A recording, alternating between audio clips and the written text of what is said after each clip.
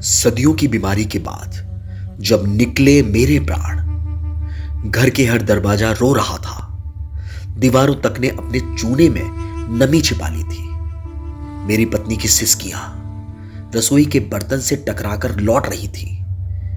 बेटे की आंखों में पहली बार डर उतरा था और बेटी, वो चुप थी, इतनी चुप जैसे किसी ने बचपन की चूड़ियां उतार ली हों। भाई ने कांधा दिया पर उसके हाथ कांप रहे थे, जैसे बचपन की सारी लड़ाइयां एक साथ याद आ गई हो। मुझे जल्दी जल्दी उठाया गया, मानो मौत नहीं आई, कोई असुविधा आ गई हो घर में। मेरे तकिए का गड्ढा सीधा कर दिया गया, चश्मा दरवाजे पर रख दिया गया। कांधे में उलझे 2-4 सफेद बाल कूड़ेदान में फेंक दिए गए। अलमारी से मेरे कुर्तों की खुशबू उठा दी गई।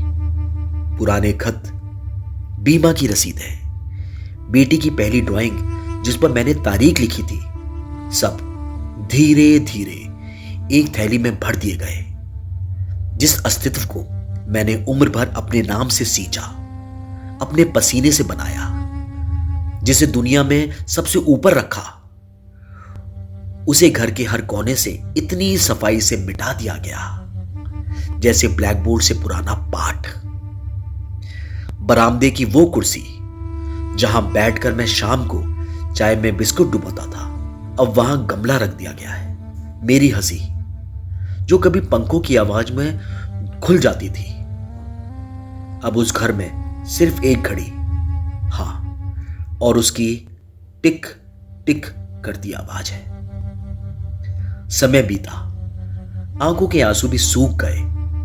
दर्द भी आखिर रोटी की तरह होता है, हर रोज नहीं पकाया जाता।